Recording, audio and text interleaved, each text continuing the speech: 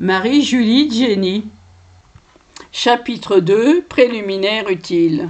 Le marquis de la Franquerie, qui habite en Vendée, a connu Marie-Julie dans ses dernières années. Avec quelques autres, il maintient la flamme du souvenir. Il a recueilli dans sa demeure de la brunière des objets qui appartiennent à la stigmatisée et les considère comme des reliques. Il a été constitué d'une petite société dont le but est de sauver la maison de la Fraudet et de conserver la mémoire de la pieuse stigmatisée. Monsieur de la Franquerie rassemble tous les documents qu'il peut trouver concernant l'extatique. Sachant que j'avais connu la voyante, il m'a prié de lui faire un rapport. Comme il est regrettable qu'une biographie développée de Marie-Julie ne soit pas encore publiée, on m'a prié d'essayer de l'écrire. Je n'avais pas pensé que j'en puisse être l'auteur, mais pourquoi pas? Ma situation actuelle m'en laisse le loisir. Ne serait-ce une indication de la Providence? Indication de la Providence. Une lettre nous parvient d'Amérique qui demande des reliques de la stigmatisée de la Fraudet. On s'offre à travailler pour elle. On a mis à ma disposition les documents réunis à la Brunière et j'ai la facilité de me renseigner sur place. Adresse de l'association Marquis de la Franquerie, La Brunière, à la Chapelle, Hermier, 85. Les documents. Ceux déjà réunis comptent des milliers de pages dactylographiées et il y en a d'autres. Un essai de vie de Marie-Julie a été rédigé par le docteur Imbert Gourbeyer, professeur de la faculté de médecine de Clermont-Ferrand. Elle ne va guère au-delà de la mort de M. Fournier. Il y a le très volumineux dossier des extases écrit au jour le jour par les frères Charbonnier, qui s'étaient constitués les secrétaires bénévoles de la stigmatisée. Une précieuse correspondance y est annexée. Nous avons des extraits du livre de la Fraudet rédigé par l'abbé David, le récit détaillé d'une visite lors d'un chemin de croix et extatique. La plupart des 18 chapitres d'un livre sur les prophéties de Marie-Julie qui ne fut pas publié. Une très longue conférence de monsieur Jean Besnus, gendre de madame Chouf, 2 plaquettes sur les statiques. L'une rédigée en 1940 par un tertiaire de Laval et l'autre après sa mort, dont l'auteur était Jacqueline Bruno du journal Le Courrier de Saint-Nazaire, et de nombreux feuillets épars rescapés du naufrage de quelques autres œuvres.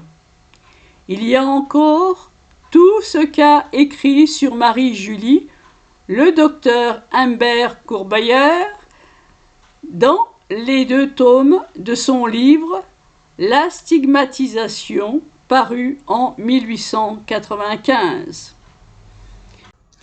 Ce qu'est la stigmatisation. Certains lecteurs aimeront s'éclairer dès l'abord sur la notion de stigmatisation. C'est, précise le théologien Tanqueray, un phénomène qui consiste en une sorte d'impression des plaies sacrées du Sauveur sur les mains, le côté et le front. Peuvent s'y ajouter d'autres stigmates secondaires. Ces plaies, continue Tanqueray, apparaissent spontanément sans être provoquées par une quelconque intervention extérieure et laissent périodiquement couler un sang non vicié. Il semble constater que la stigmatisation s'accompagne de souffrances physiques et morales qui rendent le sujet conforme à Jésus souffrant. L'absence de souffrance serait mauvais signe. Le phénomène s'accompagne aussi d'extase. On peut rencontrer de fausses stigmatisations. D'abord, celles provoquées frauduleusement par des instruments tranchants ou piquants.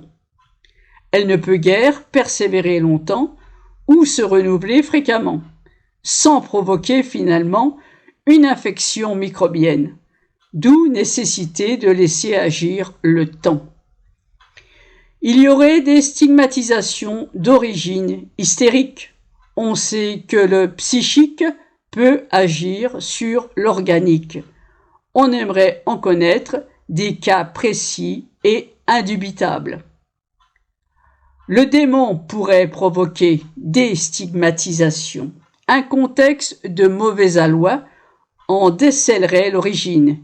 Il est difficile d'admettre que l'action de Satan inciterait à plus de vertu et d'amour de Dieu. Le phénomène n'a pas pour but d'élucider le fait historique de la crucifixion. Cela regarde la science des hommes. La modalité se manifeste selon l'idée commune qu'on en a dans la conjoncture de l'époque. Son seul but est d'édifier, de ranimer la foi, de porter à la pénitence et au meilleur usage de la souffrance. Si la stigmatisée y rencontre une occasion de sanctification, le phénomène à lui seul et par lui-même n'est pas une preuve de sainteté. Depuis saint François d'Assise jusqu'à Marie-Julie de Génie, Imbert compte et étudie 321 cas de stigmatisation. Une soixantaine de stigmatisés sont béatifiés ou canonisés.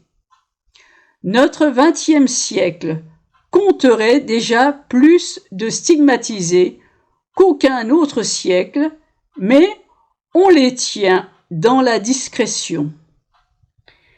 Il arrive que dans une nation ou même dans un diocèse, quand un stigmatisé disparaît, un successeur se révèle. Ce serait le cas pour l'Italie depuis la mort de Padre Pio. Ce fut le cas au siècle dernier. Pour le diocèse de Nantes, Marie-Julie, en 1873, succéda sans le savoir à Jeanne Boisseau, décédée en 1870. Disons un mot de cette dernière. Jeanne Boisseau, elle naquit en 1797 au hameau de la Barrière. La paroisse de Mouzillon, sa famille y habite encore et porte le nom de Boisseau. Orpheline à 6 ans, elle garda les brebis, devint domestique et enfin lavandière au bourg de Boussay, où elle s'était fixée depuis longtemps. Toute sa vie, elle fut l'objet d'une invraisemblable série de malheurs et d'accidents. Égrenons-en la litanie. À 14 ans, elle fut mordue par un chien enragé.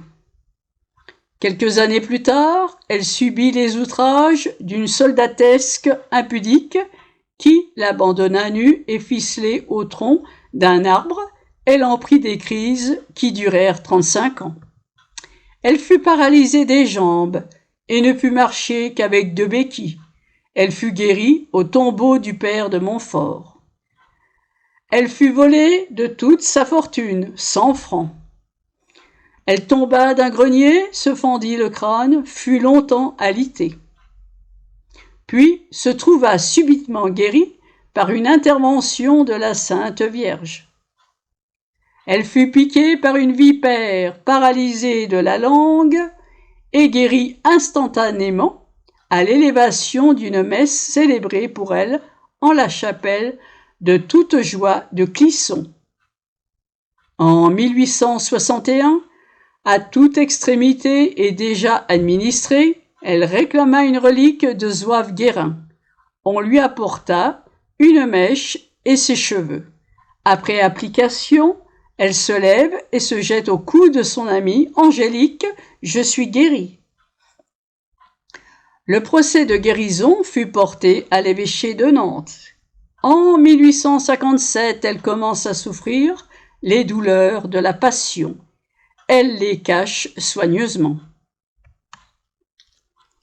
Elle fut stigmatisée le premier vendredi de Carême 1861.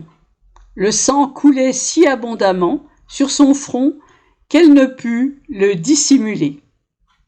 Chaque vendredi et jusqu'à sa mort survenue, le 23 novembre 1871, le sang coula et des centaines de personnes vinrent le contempler. Naturellement, la gendarmerie voulut faire cesser cette comédie.